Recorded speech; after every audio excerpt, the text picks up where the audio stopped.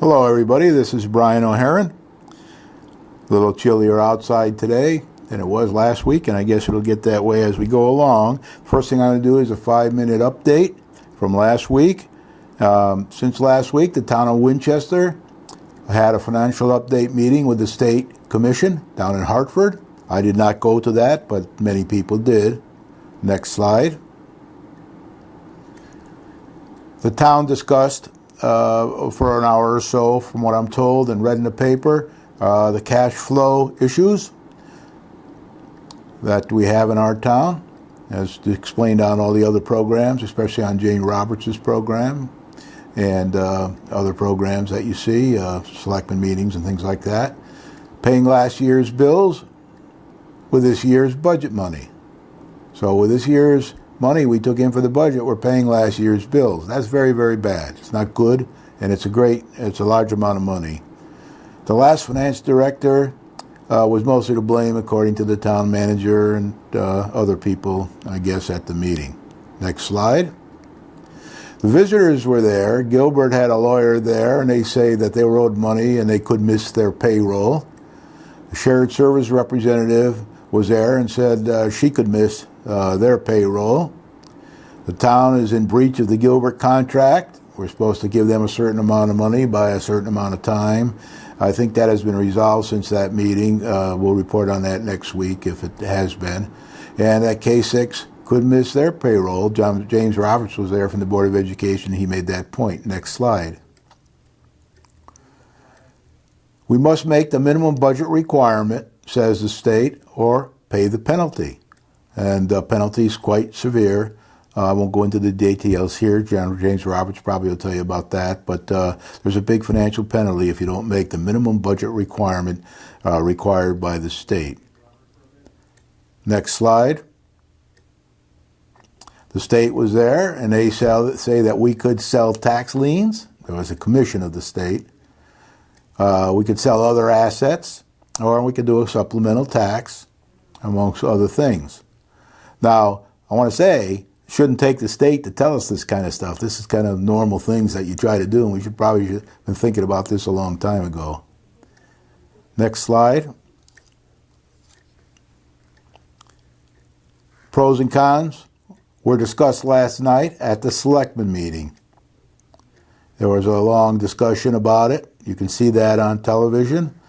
If you go to the charter website and look for the select meeting from yesterday. And it's kind of long and drawn out, but you can see that there. So no decisions were made, but there were discussions about it. So with that now, we're going to go into the program for this week. A few months ago, at a local coffee shop, I introduced myself to John Grappo the Mason, and the fiscal conservative Democrat that did so much for our town over the years. He said, "Are you a poet?" I said, "No, but you're close." I asked him if he could get other fiscal Democrats to talk to the incumbents and try to get them to act rationally in the best interests of the town, as any business person would. He said he didn't think that they would listen to him or the others, as they are liberals. I told him they won't listen to me either. Shortly after, within weeks, he passed away. I was working on some new stone walls lately, and I thought of him. This recitation tonight is dedicated to him. Rest in peace, John Grappo.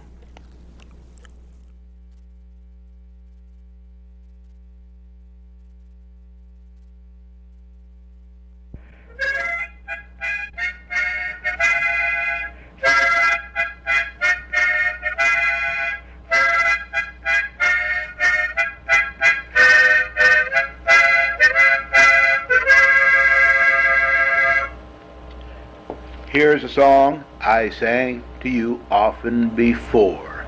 I've changed the words because of the financial score. Your property taxes will now begin to soar, as is most likely forevermore. They have drifted too far from the shore, We can't let them continue anymore. They have drifted too far from the shore. The incumbent lemmings in power have gone too far. After 10 years, their additional profitable revenue won't fill a small jar. The schools keep begging for more while continuing with their very low test scores. They've drifted too far from the shore. We can't let them continue anymore. They have drifted too far from the shore. They spend more than voters approve every year. They collect less revenue than they project, while hiding the truth from the public out of fear. Gross mismanagement has now had its effect. They've drifted too far from the shore. They've drifted too far from the shore. We can't let them continue anymore because they have drifted too far from the shore. Town debt is increasing as the lemmings stand by. A large deficit headed high into the sky. The town's credit rating has been reduced for a fourth time. Now the town's credit is probably not worth a dime. They've drifted too far from the shore. They've drifted too far from the shore. We can't let them continue anymore because they have drifted too far from the shore. They say outstanding bills still haven't been paid. Gobs of money said to be missing along the way. The cash flow continues to be a dangerous mess because the incumbent lemmings have been taking a 10-year rest. They've drifted too far from the shore. Yes, they've drifted too far from the shore. We can't let them continue anymore because they have drifted too far from the shore. The streets still haven't been paved. The bridges and revenue are not being saved. The charter is not always being followed. Some state statutes seem to be lying too fallow. They've drifted too far from the shore. Yup, they've drifted too far from the shore. We can't let them continue anymore because they have drifted too far from the shore. The auditor's past recommendations over the years were always ignored. Financial checks and balances have been deplored.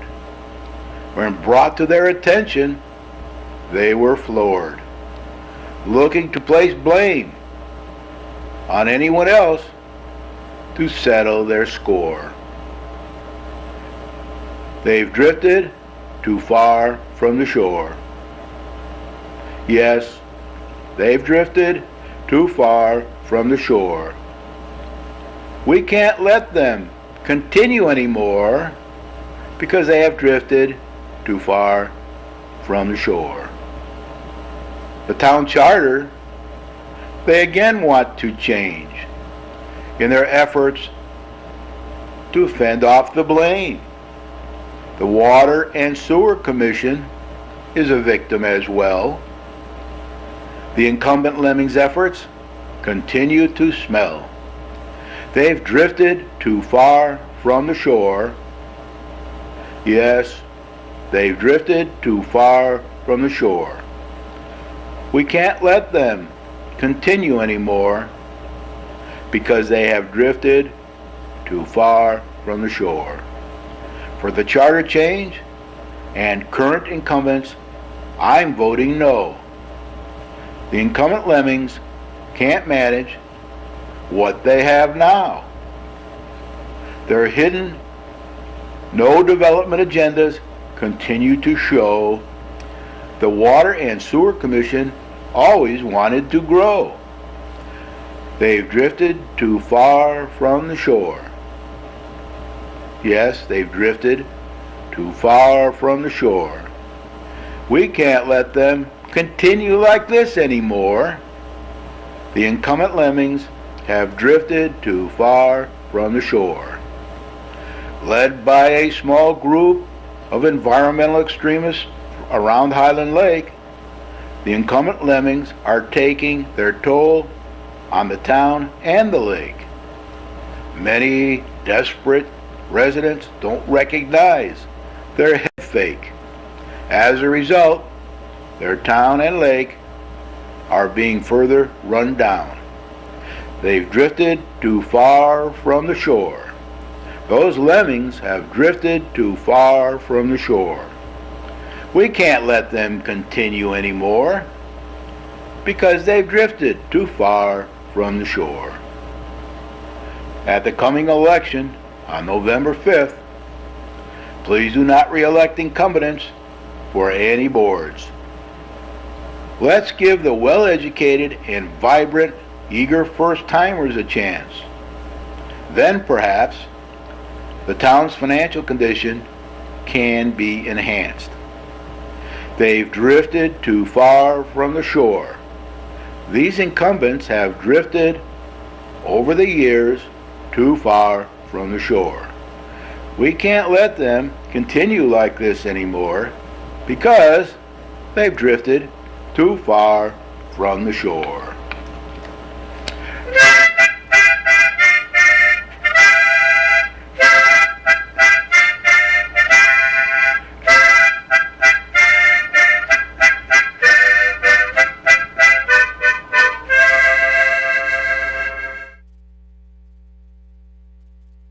Well, hi everybody.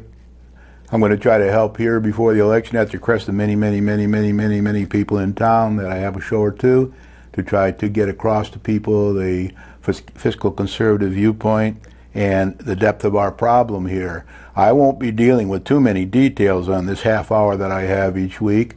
I hope I can get it repeated on weekends. If not, it'll be on Wednesday nights at 6 until at least the election or close to it.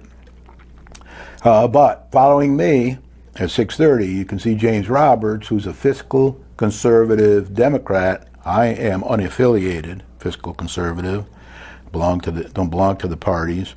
And following that, you can see crossing the divide, two fiscal conservatives from the Republican Party.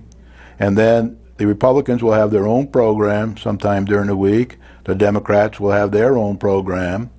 The Taxpayer Association related independent party, the Independent Party, will have its own program, and you're going to get a chance to see all the points of view, see all the candidates, and go from there. So with that, I'm going to go to the first slide, and we're going to go pretty quickly tonight. But we have big financial problems in this town, and they will be explained on the other programs. Now, I will warn you that the Democrats are mainly liberal, very liberal, mostly, some of them from the lake, extremely liberal and extremely conservative, way over on the left-hand side of the normal distribution curve.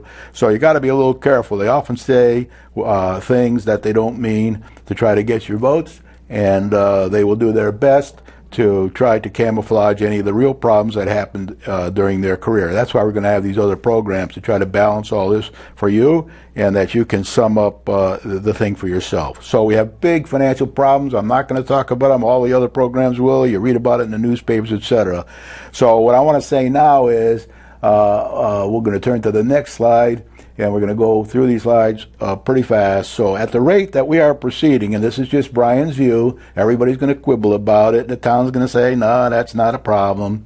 But John Grappo is one of his associates, John Michikowski, who was a Democrat fiscal conservative in Torrington for 20 years, and Mr. Route 8 and father of the lottery. And he worked with John Monetto and John Grappo when they got Route 8 up here. But he told me it takes about 10 or 15, maybe more years to do anything substantially in politics. So at the rate that we are proceeding, and I'm watching it pretty close, as are a lot of people, and I have a lot of experience. I have a math degree and a lot of business experience. But we're proceeding, at the rate we're proceeding now, and Fracasso's tried to bring this up at the meetings, it's going to take 10 or 20 years to recover.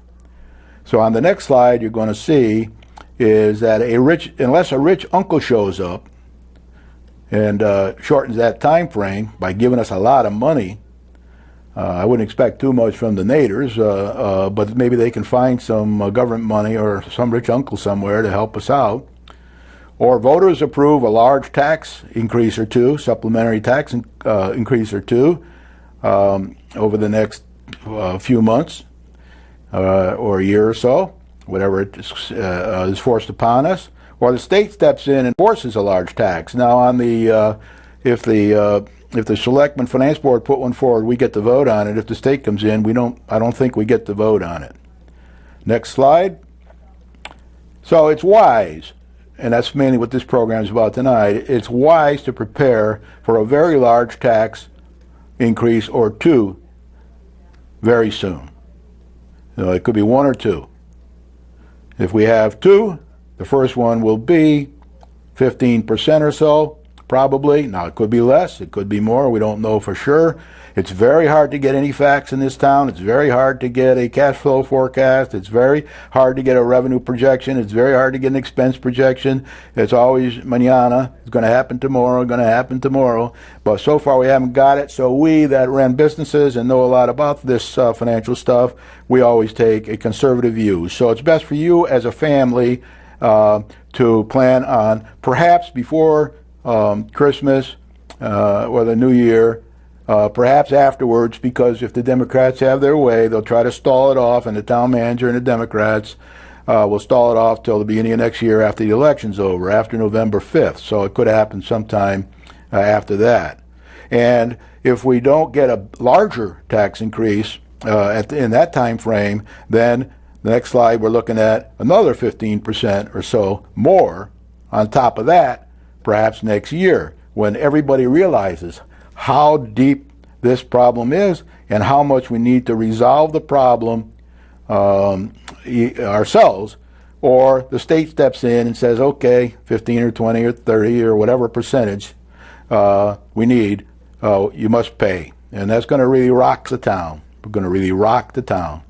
On the next slide, you'll see that we're also going to have normal annual budget increases. That's going to happen. They might try to combine some of these things, have a little less in the supplementary tax and a little more in the annual tax. But I want to warn you that the higher the annual tax is, that's going to be recursive. It's going to keep happening every year. The supplemental tax will be a one-off tax, and then they have to go back to the drawing board in the next budget to see what the mill rate will be for the following year. So there is a trade-off there. Next slide.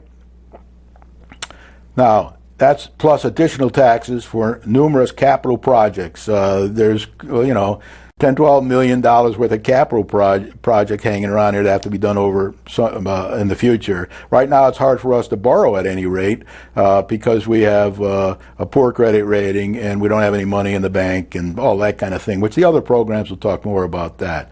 But, that's going to be in our future as well. Maybe some of this stuff will all add up to break our back. We're not sure yet. But if it breaks our back, then I guess that's when the state steps in and tries to protect us, we, the residents of the town, from our own management. Next slide. Begin planning now as a family. That's what I'm trying to get the message across to you tonight. Don't listen to all the people that are trying to say that, oh, everything's fine, everything's wonderful, and all that. Take a realistic plan for your family. Do it right now. Next slide. I want to say to you that the savings account's been depleted, and these are just generalities here. Millions missing, vendors owed from last year and this, town and school payments being delayed for this year, pension and other monies missing, no accountability at the Selectmen Board of Finance, town manager level. It goes on and on and on. Accountability in our town is almost not existent. They all blame everybody else. You can see that at every meeting. I just saw it again the other night at the last select meeting I watched. You're going to see it. Next slide. November 5th, 2013 is Election Day. I've got the town piggy bank here, and I'm going to shake it for you. See? It's empty. There is no money in here. This is the town piggy bank. right? So what you have to do to begin to save now and to prepare now for these large taxes that are coming, they're not going to be zero, and they're not going to be minimal. They're going to be large one way or the other. I may have the numbers a bit too high, I may have them a bit too low. As time passes, we'll know more concretely what these numbers may be. So what you have to do, you'll see a bunch of piggy banks in back of me there, and I'm going to put those up on the screen so you can see them a little closer, but those are your piggy banks. And what you're going to have to do now as a family is you're going to have to look at each of your piggy banks. Let's say the red one on the top is for your retirement, and you got money saved in an account for your retirement.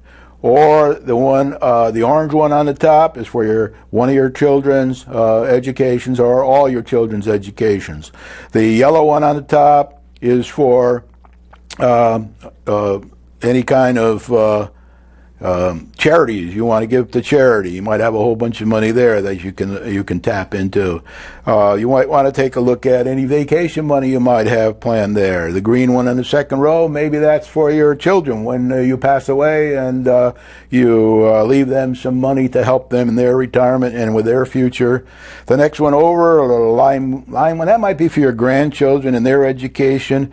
The blue one on the bottom might be for medical emergencies, above and beyond what your insurances will pay for and all that. The purple one could be for anything, whatever you want it to be, and the same with the pink one down the bottom. Now, what I want to point out to you is you as a family better start looking close at your income, your savings, and how much you got in all these piggy banks, and try to put together a plan to be able to raise the 15%, 15%. If that occurs, the more increase for all the capital projects. That'll probably happen sooner or later, and all the money that we're going to need to make up for all this debt we have, and for all these deficits we have, and for future growth, and for obtaining more revenue. It goes on and on and on. So you're going to have to look at your piggy banks, have a plan to figure out how you're going to put the money into the town piggy bank, because eventually you are going to get hit. I hope I'm wrong. I'll be the first one to be tickled pink if I am. But you better start looking now. You better start saving now. And you better start planning now. Maybe you got to look for a new job. Maybe you got to leave town. Maybe you got to sell your house. Those things are happening already in our town. And I'm not trying to scare you here, but unlike the lemmings, you can't always just talk about the good things that are happening, because most of the good things that are happening in our town are business as usual and will keep us in the pickle we're in right now. And we don't want to let that keep happening. So you got to face the fact. You're probably going to get a big tax increase, so you better plan to be able to handle it. And again, the next slide we'll put back up is November 5th, 2013. That's election day. That's when you're going to be re-electing our finance board, our board of selectmen, the board of education members that are running for office, the town clerk, and other their constables and things like that. And then there's going to be a big decision on whether we want to change the charter or not. I don't recommend changing the charter. You make your own decision on that. But I think they're just trying to blame the charter, the Water and Sewer Commission, for a lot of the problems that they should have been watching. Most people in town feel that the Board of Selectmen along the way over the last 10 years and the Board of Finance should have been more attentive, more accountable, and they should have paid more attention to the audits they were given and things like that.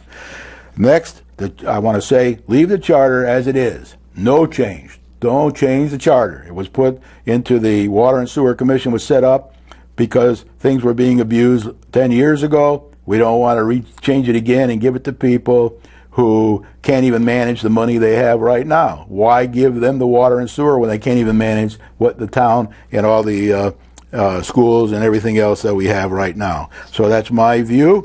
You do what you please. Next, I say vote all the incumbents out of office. I'm getting a lot of feedback from people around town that say, Brian, we got to get these incumbents out. They're killing us. Let's get them out of office. So where you can help yourself to not have so much pressure on your piggy bank is to vote these incumbents out. Now, you're still going to get the big taxes, but maybe if we get the incumbents out, we can actually start talking sensibly I heard at a recent selectman meeting a self-made multimillionaire at a young age arguing with two tenured, high-profile school teachers that probably once belonged to the strongest union in the country about how to run the finances of the town. The biggest mismatch I've seen in many, many years there. I would listen to the guy who knows how to manage money and who's made it big. Next, we're going to vote capable new candidates into office. That's what you want to do. You got a lot of good people here. And remember, most of our industries, especially the computer industry, that was set up by 20 and 30-year-olds, and they ran all these big companies and still do to this day, a lot of them. And there's a guy in Torrington, Ryan Bingham. He ran for mayor when he was 22 years old, right out of college. He's done a wonderful job for 8 years. Now he's leaving that job and going off into raise his family and other things in a private business. But I want to say to you, it's your choice. It's nobody else's choice. But you got to pay attention. You got to do the right thing, and that means to vote right on November 5th and to plan to be able to pay these taxes when you get hit with them without killing your family. So I think that that's about what I have to say tonight. I'll be repeating this program. Keep an eye on James Roberts, who comes on at 6:30 on Wednesday nights, and Crossing the Divide, which comes on right after that. James is 30 minutes, and they're 30 minutes. And then you got all kinds of programs on, as I mentioned earlier. Watch all of them, get as much input, talk to every single person who knocks on your door. But you got to be careful, again, of people who will tell you one thing and mean another, and try to keep the other secret. And that's what's happening on our boards right now and commissions. It's very, very hard to get the truth, but some of us are experienced at that. We can read between the lines. We can do our homework. We can find out what's really going on. We're not all perfect, but that's what we want to do. With that, I say good night. Watch the programs. Get yourself up to speed. Vote on November 5th. Try to vote the right way for your family, your relatives, your friends, your neighbors, and your future generations. Thank you very much.